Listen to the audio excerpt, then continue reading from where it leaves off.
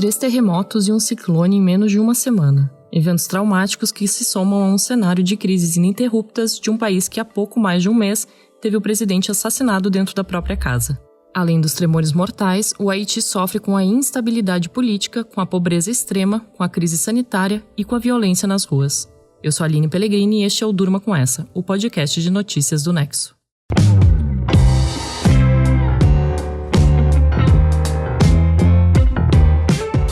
Olá, eu sou o Conrado Corsaletti, estou aqui com a Aline para apresentar esse podcast que vai ao ar de segunda a sexta no fim da tarde e início da noite, sempre com notícias que podem continuar a ecoar por aí. Hoje é quinta-feira, 19 de agosto de 2021, dia em que o Brasil se prepara para enviar um avião com ajuda humanitária ao Haiti.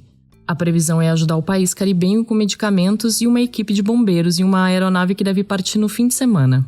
Segundo o Ministério das Relações Exteriores, os bombeiros brasileiros que vão compor a equipe são peritos em busca e resgate em estruturas urbanas colapsadas. A pasta também disse que o Ministério da Saúde doou kits de medicamentos e insumos para a assistência da população haitiana.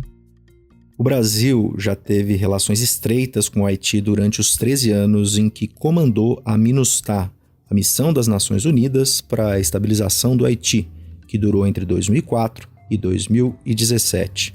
A MINUSTAH foi criada pelas Nações Unidas para debelar a ação de grupos armados organizados e estabilizar o Haiti, ou tentar estabilizar. Pela missão da ONU, passaram mais de 37 mil militares brasileiros, incluindo generais que, a partir de 2019, viriam a assumir grande protagonismo na política brasileira com o governo do presidente Jair Bolsonaro. É o caso do general da reserva Augusto Heleno, que foi o primeiro comandante da MINUSTAH e, atualmente, é ministro-chefe do Gabinete de Segurança Institucional. A missão humanitária atende um pedido de ajuda do governo haitiano depois que um terremoto de magnitude 7.2 atingiu o país caribenho no sábado, dia 14 de agosto. O abalo foi seguido de outros fenômenos que contribuíram para a devastação da nação insular. Nós demandamos de solidariedade, mas solidariedade estruturada.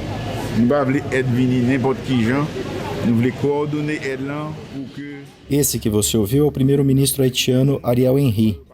Ele pede assistência e solidariedade ao país. País que no domingo, dia 15, dia seguinte ao primeiro terremoto, sofreu um novo tremor, dessa vez de magnitude 5.9, que causou mais destruição. Já na segunda-feira, dia 16, o Haiti foi atingido por um ciclone tropical, o ciclone Grace, responsável por chuvas torrenciais e enchentes. A tempestade dificultou a já difícil situação dos haitianos, impossibilitando o acesso ao resgate e destruindo complexos que tinham sido erguidos para abrigar os desalojados pelos terremotos. 2 dias depois do início da tempestade, na noite de quarta-feira, dia 18, o país sofreu um novo abalo sísmico. Apesar de ter magnitude 4.8, ou seja, ser menor do que os outros 2 terremotos que atingiram o Haiti no fim de semana, ele também contribuiu para a devastação do país. Com o novo terremoto, o número de mortos subiu para 2.189. 12 mil pessoas se feriram e outras 32 são consideradas desaparecidas. Segundo as autoridades, cerca de 3 mil edificações foram destruídas e mais de 5 mil foram danificadas. A situação deixou no limite os hospitais e estradas por onde são transportados suprimentos vitais para as vítimas. Na costa sul do Haiti, na região de Lescaie, que foi uma das mais afetadas, os necrotérios estão superlotados e com corpos amontoados. O Haiti tem um longo histórico de tremores mortais porque ele está localizado entre placas tectônicas em movimento. Os abalos não são os mais fortes do mundo, mas a situação no país caribenho é agravada pelas construções que não foram pensadas para resistir aos terremotos e são, na sua maioria, de concreto e alvenaria. Quando os sismos atingiram o Haiti, o país ainda tentava se recuperar das consequências de um outro terremoto. Um tremor de magnitude 7 que em 2010 matou cerca de 230 mil pessoas, derrubou prédios, deixou muitos desabrigados e culminou em crises política, humanitária e de segurança. No mesmo ano, uma epidemia de cólera atingiu o país e matou cerca de 9 mil pessoas.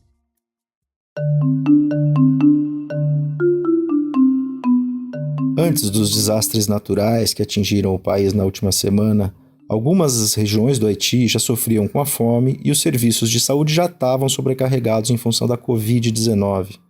Rupturas políticas e catástrofes naturais são recorrentes. A expectativa de vida no país é de 63 anos. Quase metade da população maior de 15 anos é analfabeta e vive com menos de $3 ao dia. Isso de acordo com o Programa da Organização das Nações Unidas para o Desenvolvimento. O Haiti foi o primeiro país do continente americano a proclamar sua independência em 1804, mas os conflitos políticos marcaram o país, assim como ditaduras violentas, entre as quais aquelas comandadas por François Duvalier, chamado Papa Doc, e em seguida do filho dele, Jean-Claude Duvalier, o Baby Doc, entre 1950 e 1980. O Haiti só veio a ter sua primeira eleição democrática em 1990. O país vive uma prolongada situação de instabilidade com mandatos presidenciais interrompidos e eleições contestadas. O cenário é agravado por protestos de rua, repressão policial e presença militar estrangeira intermitente. Tudo isso somado à extrema pobreza e à violência de grupos armados organizados, agravada por recorrentes desastres naturais e mais recentemente pela pandemia de Covid-19. O Haiti é um dos 5 países do mundo onde nenhuma dose da vacina contra o novo coronavírus foi aplicada até julho de 2021.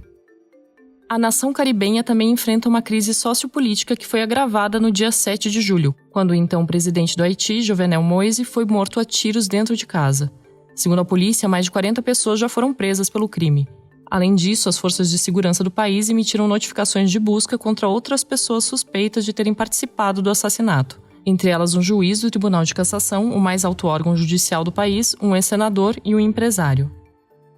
O Moïse era um presidente contestado. Ele governava por decreto desde outubro de 2019, quando as eleições legislativas foram canceladas. O governo e a oposição divergiam sobre qual deveria ser a data do fim do mandato de Moïse.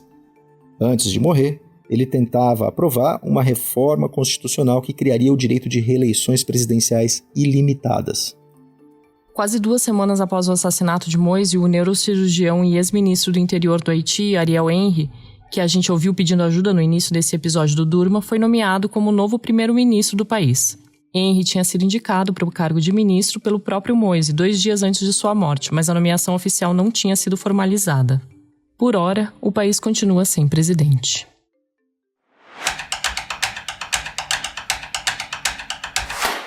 Em meio às tensões políticas brasileiras, os agentes de mercado financeiro não acreditam que 2022 será um bom ano para a economia. O redator Marcelo Rubissec está escrevendo sobre o tema. Marcelo, por que esses agentes de mercado estão pessimistas para 2022? E o que evidencia esse pessimismo? Bom, aconteceu ontem uma reunião entre diretores do Banco Central e mais de 40 analistas de diferentes instituições do mercado financeiro. Por mais que tenha sido uma reunião fechada, a gente sabe por informações que saíram na imprensa que nesse encontro esses agentes do mercado expressaram uma preocupação muito grande com a questão fiscal. Ou seja, existe um temor de que o governo do Jair Bolsonaro vai subir os gastos além da conta em 2022, que é um ano eleitoral, e que isso vai acabar comprometendo a capacidade que o governo tem de honrar os seus compromissos da dívida pública. E o temor é também que isso acabe levando a uma espiral negativa na economia brasileira inteira, com um aumento da inflação, juros mais altos, uma economia que não consegue crescer e por aí vai. Essa preocupação ela não é só uma coisa de discurso, ela aparece também em alguns indicadores. Então, a gente tem visto desde junho, mais ou menos, uma piora nas projeções para o crescimento em 2022, uma piora nas expectativas de inflação e também um entendimento de que os juros vão subir bastante até o final de 2021. A gente também pode citar o Risco Brasil, que é um índice de risco criado pelo banco americano JP Morgan, que também cresceu nesse período, assim como os juros futuros, que geralmente são um bom termômetro sobre o que o mercado espera para os próximos anos. Isso sem falar na Bolsa de Valores, que vem caindo, e no dólar, que também vem aumentando nesses últimos quase 3 meses. E Marcelo, de onde vem esse temor de que o governo aumente demais os seus gastos? Basicamente, existe uma preocupação de que o governo acabe gastando mais, pensando justamente nas eleições de 2022. Então, essa tentativa de reeleger o Bolsonaro acabaria ficando acima da responsabilidade fiscal na lista das prioridades do governo. Nesse sentido, a PEC dos precatórios, que foi apresentada pelo governo no começo do mês, acaba contribuindo para esse temor no mercado. Então, resumindo, os precatórios são as dívidas judiciais do governo e a conta dessas dívidas em 2022 está muito mais alta do que o governo estava esperando originalmente. E aí pode ser que os precatórios consumam todo o espaço que o governo tinha imaginado que ia ter no orçamento de 2022 para novos gastos, principalmente o Auxílio Brasil, que é um programa que substitui o Bolsa Família e que é visto pelo Bolsonaro como um componente importante nessa busca pela reeleição. A PEC dos precatórios tenta liberar espaço para o Auxílio Brasil, propondo o parcelamento dessas dívidas. Ou seja, o governo quer adiar esses pagamentos e aproveitar para passar parte dos precatórios por fora do teto de gastos, que é uma das principais regras fiscais que o governo tem que obedecer. Essa ideia ela é muito mal vista no mercado, tanto que tem gente dizendo que é calote, contabilidade criativa ou até pedalada. A gente pode dizer que essa situação com os precatórios e com o Auxílio Brasil está ajudando a alimentar essa preocupação toda dos agentes de mercado com a questão fiscal brasileira. O texto do Marcelo você pode ler amanhã no nexojornal.com.br. Protestos voltaram a tomar as ruas do Afeganistão nesta quinta-feira, dia 19, e foram de novo violentamente reprimidos pelo Talibã. O repórter especial João Paulo Charlot fala sobre o grupo que voltou a controlar o país. Olá, ouvinte. Olá, amigos do Durma com essa. Pelo segundo dia seguido, manifestantes saíram às ruas de Cabul, a capital do Afeganistão, hoje, quinta-feira, para protestar contra o Talibã. Tem relatos aí de manifestantes mortos a tiros por combatentes do grupo armado, que desde a tomada de Cabul no dia 15 reivindicam sua volta ao poder. A imprensa internacional, assim como diversos governos do mundo, estão observando o que acontece no Afeganistão para tentar entender quem é esse Talibã que está de novo no poder. É o mesmo grupo terrorista sanguinário que controlou o país entre 96 e 2001? Ou é um novo grupo capaz de jogar o jogo da política e das relações internacionais? Eu conversei por telefone hoje cedo com Amina Khan, que é diretora da divisão que cuida de Afeganistão, Oriente Médio e África no Centro de Estudos Estratégicos de Islamabad, no Paquistão. A Amina trabalha com o Afeganistão há quase 20 anos e conhece bem o que acontece por lá. Uma frase dela foi muito marcante nessa entrevista. Ela disse: é preciso dar uma chance ao Talibã, porque não tem alternativa. A frase parece ser bem realista. Muita gente ainda está presa na discussão sobre como as coisas poderiam ter sido se não fossem como são. Bom, o fato é que as coisas são como são e o Talibã tomou o poder. Alguns países têm uma abordagem prática para essa questão. China, Rússia, Paquistão e Turquia já estão trabalhando com o Talibã como interlocutor local, sem deixar de falar também com outros grupos afegãos. Os Estados Unidos fizeram isso na chamada negociação de Doha com Donald Trump em 2019. Foram eles que trouxeram o Talibã para a mesa de negociações em primeiro lugar.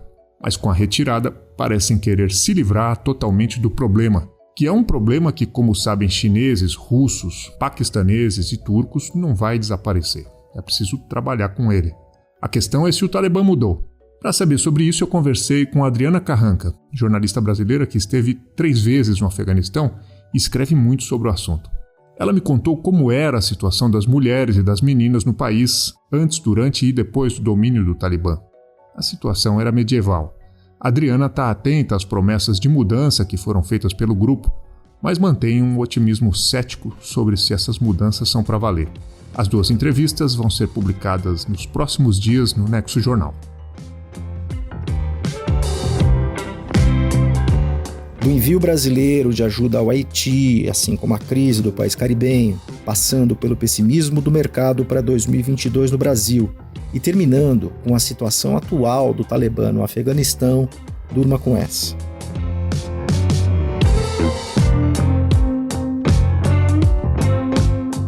Com roteiro de Aline Pellegrini, produção de Conrado Corsaletti, participação de Marcelo Rubissec e João Paulo Charlot e edição de áudio de Roberto Soares, termina aqui mais um Durma com essa. Amanhã é dia de extratos da semana.